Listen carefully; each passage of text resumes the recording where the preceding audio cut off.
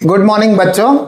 आशा रखता हूँ हमारी सीरीज का पहला लेक्चर जो बायोमोलिक्यूल्स के बेसिक पे था वो आपको समझ में आया होगा। आज हम शुरू करने जा रहे हैं जो सही में बायोमोलिक्यूल है, तो उसी तरह से हम इंडिविजुअल बायोमोलिक्यूल पढ़ेंगे। पहला बायोमोलिक्यूल जो हम पढ़ने वाले हैं वो है अमाइनो एसिड। पहला बायोमोलिक्यूल जो हम पढ़ने वाले हैं वो है अमाइनो एसिड। अच्छा, अमाइनो एसिड क्या है? एमाइनो एसिड बेसिकली एक कार्बन कंटेनिंग कंपाउंड है जिसके पास एक अमाइनो ग्रुप है और एक कार्बोक्सिलिक एसिड ग्रुप है। तो एक अमाइनो ग्रुप और एसिडिक ग्रुप दो होने की वजह से इसको अमाइनो एसिड कहा जाता है। और जिस कार्बन पे ये दोनों ग्रुप अटैच होते हैं उसको बोलते हैं अल्फा कार्बन। तो अमाइनो एसिड का स्ट्रक्चर कैसे रहेगा? जैसे कि ये अल्फा कार्बन है, अल्फा कार्बन के साथ एक कार्बोक्सिलिक एसिड जुड़ गया है, एक अमाइनो ग्रुप जुड़ गया, एक वेरिएबल होता है आर और एक होता है एच। तो यह है अमाइनो एसिड का स्ट्रक्चर। आर है वेरिएबल ग्रुप। वेरिएबल ग्रुप से मतलब है कि ये ग्रुप चेंज होता रहता है, इसीलिए इसको वेरिएबल ग्रुप कहा जाता है। अभी एनसीईआरटी में एक लाइन लिखी हुई है कि amino acids are substituted methane. तो उसको सब्स्टिट्यूटेड मीथेन क्यों कहा जाता है? अगर आप मीथेन का स्ट्रक्चर देखो CH4, तो CH4 ऐसे है। तो यहां पे आप देख पा रहे हो कि एक H को छोड़ के बाकी सारे H are substituted by another compound. Like here this H is replaced by carboxylic acid, this H is replaced by amino group and this H is replaced by variable। अभी जो ये वेरिएबल है वो चेंज होते रहते हैं। मानो कि ये वेरिएबल जो R है उसकी जगह पे अगर H आ जाए, वेरिएबल R है उसकी जगह पे H आ जाए तो वो अमाइनो एसिड को बोलते हैं ग्लाइसिन। वो अमाइनो एसिड को बोलते हैं ग्लाइसिन। और ग्लाइसिन जो है वो सिंपलेस्ट अमाइनो एसिड है। अगर R की जगह पे मिथाइल ग्रुप आ जाए तो उसको बोलते हैं एलेनिन। तो उसको बोलते हैं एलेनिन, ठीक है। और R की जगह मानो हाइड्रोक्सी मिथाइल ग्रुप आ जाए, हाइड्रोक्सी मिथाइल ग्रुप आ जाए तो वो अमाइनो एसिड को बोलते हैं सेरिन, ठीक है। तो यहाँ पे R चेंज होता रहता है। अभी we'll see the classification of amino acid. We'll see the classification of amino acid. अच्छा, क्लासिफिकेशन में ऐसा है कि amino acid can either B acidic, can be basic और कैन बी न्यूट्रल। अच्छा, तो ये कौन डिसाइड करता है कि अमाइनो एसिड एसिडिक है, बेसिक है या न्यूट्रल है? तो उसके अंदर जो ग्रुप है, जैसे एसिडिक ग्रुप है, अगर एसिडिक ग्रुप की मात्रा ज़्यादा है तो वो एसिडिक अमाइनो एसिड है। अगर उसमें बेसिक ग्रुप की मात्रा ज़्यादा है यानी अमाइनो ग्रुप की मात्रा ज़्यादा है तो बेसिक अमाइनो एसिड है। अगर दोनों की मात्रा सेम है, अगर दोनों की मात्रा सेम है तो वो न्यूट्रल अमाइनो एसिड है।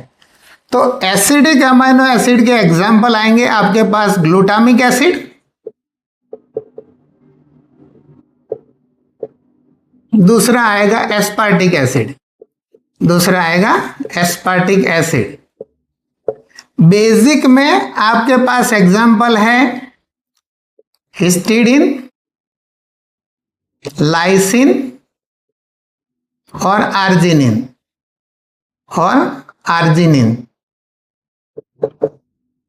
सॉरी स्पेलिंग गलत है।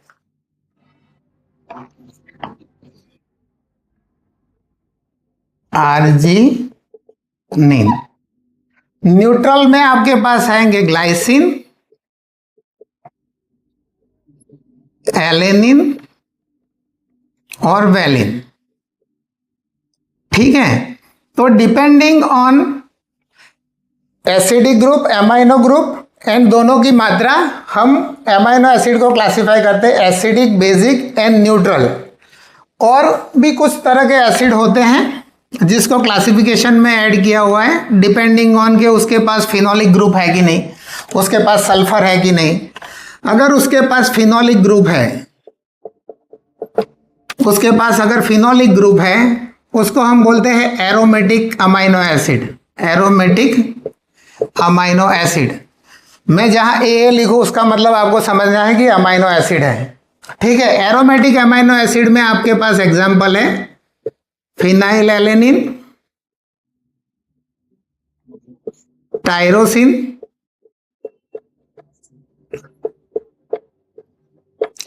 ट्रिप्टोफैन। एक और है sulphur containing. Sulphur containing, sulphur containing कई बार पीवाईक्यू में पूछा गया है। सल्फर कंटेनिंग अमाइनो एसिड हमारे पास है सिस्टेन और मिथियोनिन। और मिथियोनिन हमारे पास सल्फर कंटेनिंग अमाइनो एसिड है, सिस्टेन एंड मिथियोनिन। तो ये तो जो केमिकल थे उसके बेस पे उसका क्लासिफिकेशन था। अभी जो फंक्शनल है वो फंक्शनल बेसिस पे उसको क्लासिफाई किया गया है। एक तो एसेंशियल अमाइनो एसिड और एक है नॉन एसेंशियल। एक है एसेंशियल और एक है नॉन एसेंशियल। अच्छा, तो एसेंशियल अमाइनो एसिड का मतलब क्या है?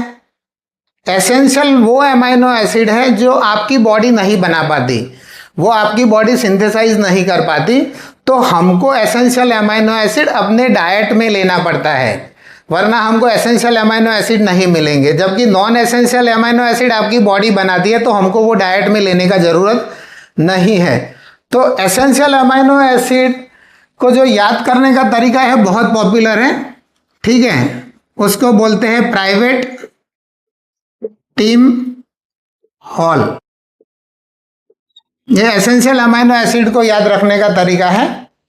तो पी जो है वो है फिनाइल एलेनिन, वी है वो वेलिन है, ये है थ्रियोनिन, ये टी है ट्रिप्टोफैन, ये आई है आइसोल्यूसिन, एम है मिथियोनिन, एच है हिस्टीडिन, ए है आर्जिनिन, एल है लाइसिन और एल है ल्यूसिन। अच्छा, कई जगह पे जैसे चिल्ड्रन है, चिल्ड्रन में तो ये 10 अमाइनो एसिड का जरूरत पड़ता है, लेकिन एडल्टहुड में जो हिस्टिडिन और आर्जिनिन है वो सेमी एसेंशियल बन जाते हैं। वो सेमी एसेंशियल बन जाते हैं। ठीक है, तो एडल्ट में 8 अमाइनो एसिड एसेंशियल है, चिल्ड्रन में 10 अमाइनो एसिड एसेंशियल है। ठीक है, तो एसेंशियल के सिवा के जो बाकी बचे वो नॉन एसेंशियल अमाइनो एसिड है।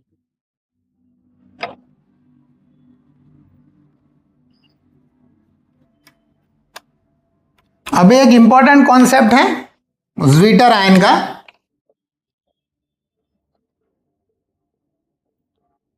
ज्विटर आयन, तो ज्विटर बेसिकली ये जर्मन वर्ड है। ज्विटर क्या है? जर्मन वर्ड है जिसका मतलब होता है हाइब्रिड। जिसका मतलब होता है हाइब्रिड, मतलब इसके पास पॉजिटिव चार्ज भी होगा, इसके पास नेगेटिव चार्ज भी होगा। अच्छा, आपका जो अमाइनो एसिड का स्ट्रक्चर है वो 3 डिफरेंट फॉर्म में एग्जिस्ट कर सकता है। जो आपका NH2 है और कार्बोक्सिल ग्रुप है वो आयोनाइजेबल है। तो ये जो आयोनाइजेबल है उसकी वजह से अमाइनो एसिड डिफरेंट पीएच के सॉल्यूशन में डिफरेंट फॉर्म में एग्जिस्ट होता है। ठीक है, तो अगर आप देखो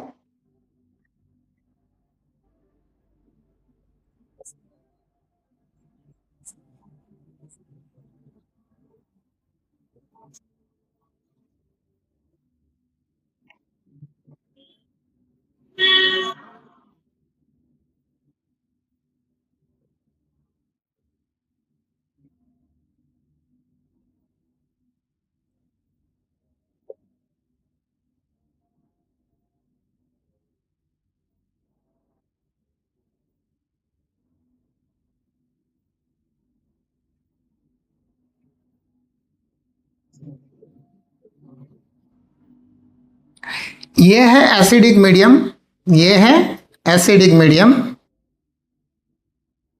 ये है न्यूट्रल, और ये है बेसिक मीडियम और अल्कलाइन मीडियम।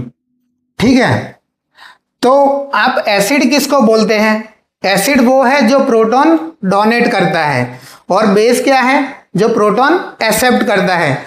तो यहाँ पे इसने प्रोटॉन एक्सेप्ट कर लिया, क्योंकि एसिडिक मीडियम में प्रोटॉन ज़्यादा होता है, तो एसिडिक मीडियम में ये पॉजिटिवली चार्ज रहेगा।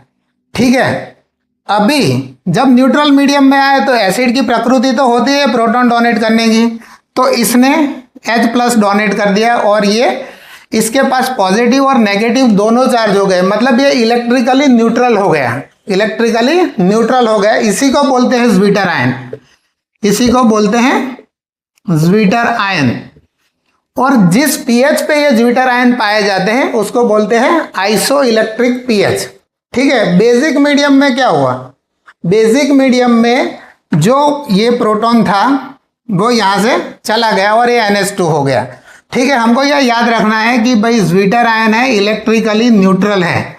ज्विटर आयन क्या है? इलेक्ट्रिकली न्यूट्रल है, उसके पास दोनों पॉजिटिव और नेगेटिव चार्जेस होते हैं, और जिस पीएच पे ज्विटर आयन पाए जाते हैं उसको बोलते हैं आइसो इलेक्ट्रिक पीएच। ठीक है, कॉन्सेप्ट समझ में आ गया?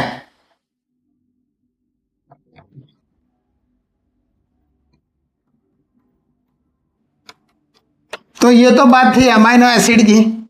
ठीक है, अमाइनो एसिड के बाद अब हम पढ़ने जा रहे हैं प्रोटीन। अब हम पढ़ने जा रहे हैं प्रोटीन। प्रोटीन चालू करें उससे पहले कुछ चीजें अमाइनो एसिड में जो है ये प्रोटीन में भी आएगी, लेकिन अभी मैं बता देता हूं कि नेचर में ऑलमोस्ट 300 टाइप के अमाइनो एसिड है। नेचर में ऑलमोस्ट 300 टाइप के अमाइनो एसिड है, जिसमें से हमारी बॉडी में 20 अमाइनो एसिड प्रोटीन बनाने में पार्ट लेते हैं। 20 अमाइनो एसिड प्रोटीन बनाने में पार्ट लेते हैं, क्योंकि उनको जेनेटिकली कोड किया गया है। तो उनको जेनेटिकली कोड किया गया है, इसीलिए ये प्रोटीन बनाने में पार्ट लेते हैं। ठीक है, तो अब हम समझेंगे प्रोटीन।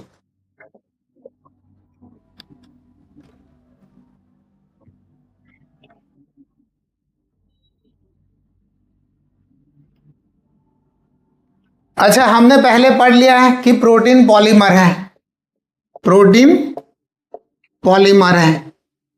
ठीक है, और प्रोटीन का मोनोमर क्या है? प्रोटीन का जो मोनोमर है वो है अमाइनो एसिड। ठीक है, लेकिन आपको पता है कि वो डिफरेंट अमाइनो एसिड बन के प्रोटीन बनता है, तो इसीलिए इसको हम बोलेंगे हेट्रोपॉलीमर। क्या बोलेंगे? हेट्रोपॉलीमर। इसको हम बोलेंगे हेट्रोपॉलीमर। हेट्रोपॉलीमर क्यों बोलेंगे? क्योंकि जो मोनोमरिक यूनिट है अमाइनो एसिड वो अलग अलग प्रकार के हैं। अगर मोनोमेरिक यूनिट सेम रहता है, जैसे सेल्यूलोज है, सेल्यूलोज में मोनोमेरिक यूनिट ग्लूकोज सेम है, तो उसको हम बोलते हैं होमोपॉलीमर। इसमें मोनोमेरिक यूनिट अलग अलग है, तो इसको हम बोलते हैं हेट्रोपॉलीमर। ठीक है, तो प्रोटीन क्या है? एक पॉलीमर है, और मोनोमेरिक यूनिट उसका अमाइनो एसिड है, और ये एक हेट्रोपॉलीमर है क्योंकि डिफरेंट टाइप के अमाइनो एसिड जुड़ने से ये बनता है। अभी एक कॉन्सेप्ट है पेप्टाइड बॉन्ड का, एक कॉन्सेप्ट है पेप्टाइड बॉन्ड। ठीक है,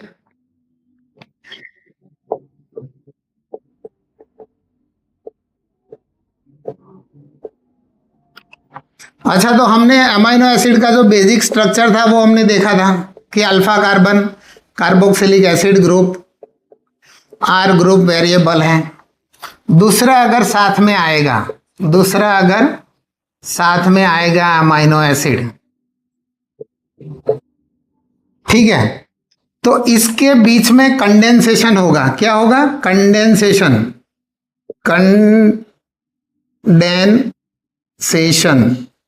उसको डिहाइड्रेशन रिएक्शन भी बोलते हैं, डिहाइड्रेशन रिएक्शन। इसमें क्या होगा? H2O चला जाएगा, H2O चला जाएगा, तो दोनों के बीच में जो बॉन्ड बनेगा जो दोनों के बीच में बॉन्ड बनेगी, यहाँ से OH जाएगा, यहाँ से H जाएगा, ठीक है।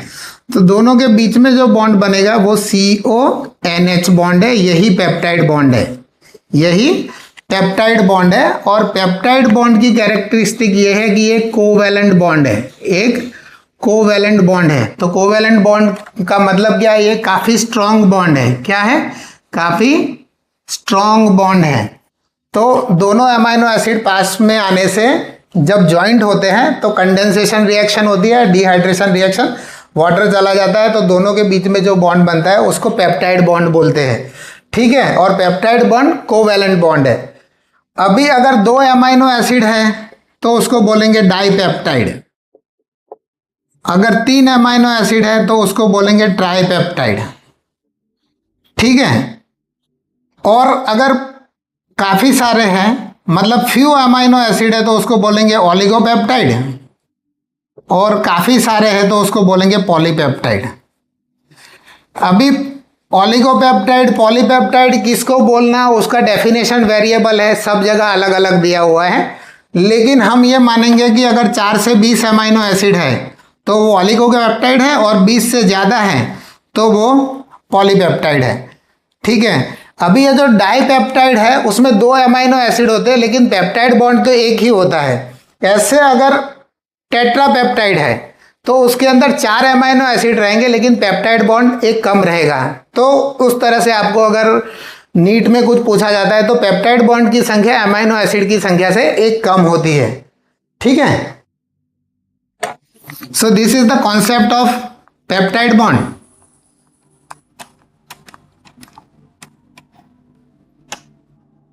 अभी जो प्रोटीन है, प्रोटीन का अगर स्ट्रक्चर हम देखने जाए, प्रोटीन का स्ट्रक्चर, तो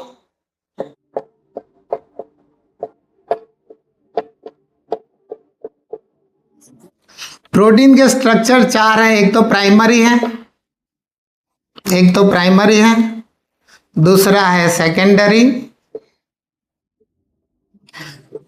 टर्शरी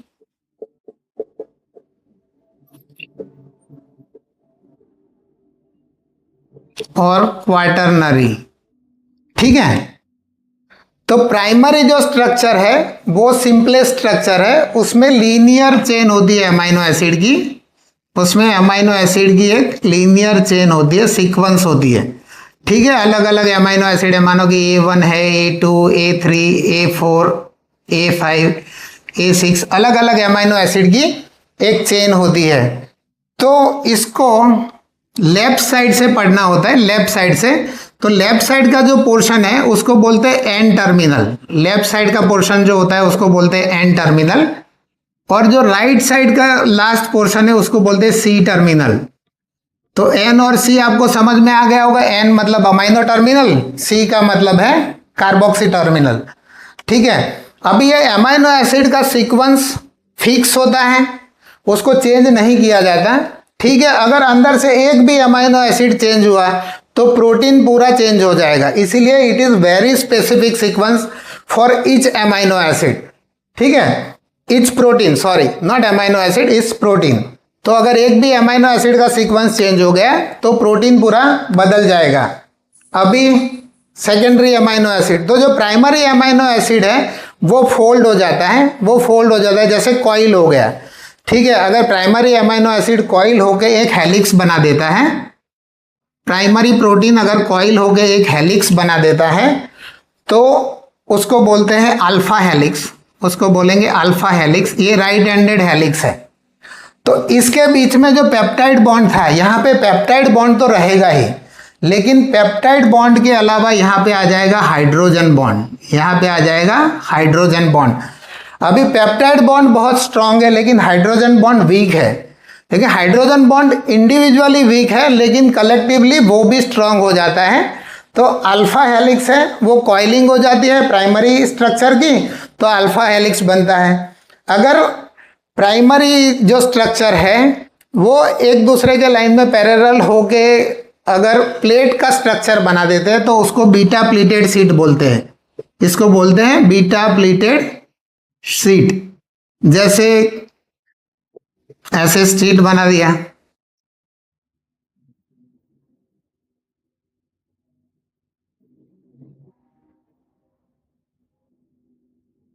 अभी इसमें जो हाइड्रोजन बॉन्ड है अल्फा हेलिक्स में वो एक ही पेप्टाइड चेन में बनता है, जबकि यहाँ पे हाइड्रोजन बॉन्ड दो पेप्टाइड चेन के बीच में, पॉलीपेप्टाइड चेन के बीच में बनता है। ठीक है, तो अल्फा हेलिक्स का एग्जाम्पल है कैरेटिन, अल्फा हेलिक्स का एग्जाम्पल है कैरेटिन, और बीटा प्लीटेड शीट का एग्जाम्पल है फिब्रियोइन। फिब्रियोइन जो सिल्क फिब्रियोइन बोलते हैं, ठीक है, सिल्क फिब्रियोइन बोलते हैं। अभी टर्सरी स्ट्रक्चर, अगर सेकेंडरी स्ट्रक्चर फोल्ड हो जाए, पूरा 3D बन जाए, सेकेंडरी स्ट्रक्चर अगर पूरा फोल्ड हो जाए और 3D बन जाए, 3D मतलब ऐसे मानो कि उनका गोला बन गया, जैसे मानो कि उनका गोला बन गया, ठीक है, तो उसको बोलेंगे tertiary structure. Tertiary structure is most biologically active structure है, जिससे most of the enzyme are tertiary protein, most of the enzyme are tertiary protein. तो इनके बाहर का भाग जो होता है वो हाइड्रोफिलिक होता है, हाइड्रोफिलिक होता है, और जो इसके अंदर का भाग है वो हाइड्रोफोबिक होता है, वो हाइड्रोफोबिक होता है, ठीक है। और यहाँ पे बीच बीच में क्रीबाइसिस होती है, और क्रीबाइसिस है कि एंजाइमेटिक साइट है, वहाँ पे सबस्ट्रेट अटैच होने की साइट है, तो ये टर्सरी हो गया। अभी मानो कि टर्सरी स्ट्रक्चर है, ठीक है, टर्सरी स्ट्रक्चर है। अगर पॉलीपेप्टाइड चेन दो और उससे ज़्यादा है, अगर पॉलीपेप्टाइड चेन दो और उससे ज़्यादा है, तो उसको हम बोलेंगे क्वाटरनरी स्ट्रक्चर, उसको हम बोलेंगे क्वाटरनरी स्ट्रक्चर। और क्वाटरनरी स्ट्रक्चर का एग्जाम्पल है हमारे पास, एक तो हीमोग्लोबिन है और एक इम्यूनोग्लोबुलिन है, एक इम्यूनोग्लोबुलिन है।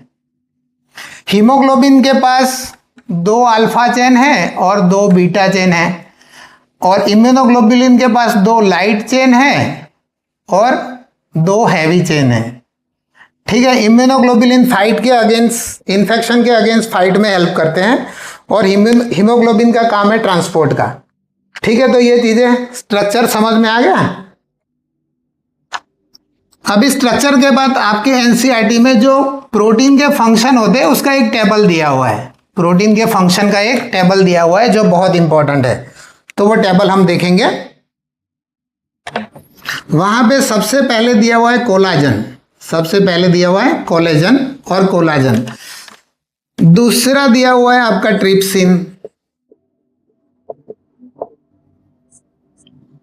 तीसरा दिया हुआ है आपका इंसुलिन, चौथा दिया हुआ है आपका इम्यूनोग्लोबुलिन,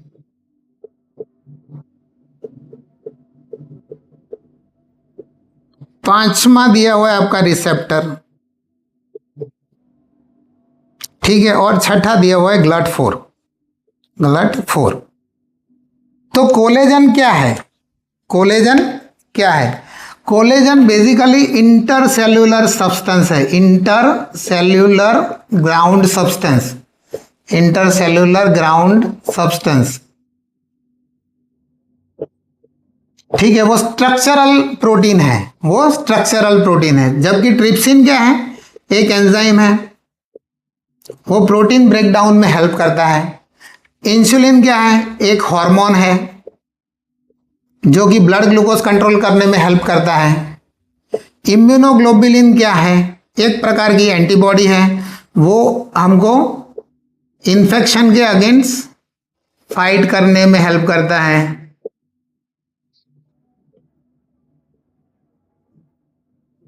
रिसेप्टर क्या है? जैसे सेंसेशन पकड़ने के लिए सेंसरी रिसेप्टर है हमारे पास, ठीक है, पर रिसेप्टर फॉर हार्मोन भी होते हैं, रिसेप्टर फॉर हार्मोन भी होते हैं। और GLUT4, glue stand for glucose, T stand for transporter. तो GLUT4 है बेसिकली ग्लूकोज का ट्रांसपोर्ट करने के लिए, GLUT4 है बेसिकली ग्लूकोज का ट्रांसपोर्ट करने के लिए, ठीक है। तो ये आपको याद रखना है, ये टेबल बहुत इंपॉर्टेंट है, कई बार एनसीईआरटी में से ये सवाल नीट में पूछा जाता है, ठीक है। अभी दो इंपॉर्टेंट, बिफोर कंक्लूडिंग प्रोटीन, दो इंपॉर्टेंट चीजें हैं। एक है कि उसके प्रोटीन अलग अलग प्रकार में ऐसे भी है कि एक फाइब्रस प्रोटीन है, एक फाइब्रस प्रोटीन है और एक ग्लोब्यूलर प्रोटीन है, एक ग्लोब्यूलर प्रोटीन है। तो फाइब्रस प्रोटीन क्या होता है? लॉन्ग एंड नैरो, और जो ग्लोब्यूलर प्रोटीन है वो कॉम्पैक्ट एंड राउंड होता है, वो कॉम्पैक्ट एंड राउंड होता है। तो मोस्ट ऑफ द एंजाइम आ गए इसमें, और फाइब्रस में आपका आ जाएगा कैरेटीन एंड कोलेजन लाइक। और दूसरा इंपॉर्टेंट पॉइंट है कि most abundant protein in animal, most abundant protein in animal, animal protein, ठीक है, तो वो कोलेजन है, ये भी पूछा जाता है, ठीक है। और most abundant protein in biosphere, in biosphere, तो वो है अपना rubisco. Rubisco stand for ribulose bisphosphate carboxylase oxygenase, ठीक है, रिब्यूलोज बिसफॉस्फेट कार्बोक्सिलेज ऑक्सीजनेज। तो ये है most abundant protein in biosphere. तो इसके साथ प्रोटीन भी खत्म हुआ। आशा रखता हूँ कि आपको आज का लेक्चर भी पसंद आया होगा। आज हमने पढ़ा है अमीनो एसिड और प्रोटीन, ये बहुत ही इम्पोर्टेंट टॉपिक है। तो अगले लेक्चर में हम पढ़ेंगे लिपिड, न्यूक्लिक एसिड, और अगर पॉसिबल हुआ तो एंजाइम भी ख़त्म करने का ट्राई करेंगे। अगर आपको ये लेक्चर पसंद आ रहे हैं तो आप चैनल को लाइक, शेयर एंड सब्सक्राइब करें। धन्यवाद।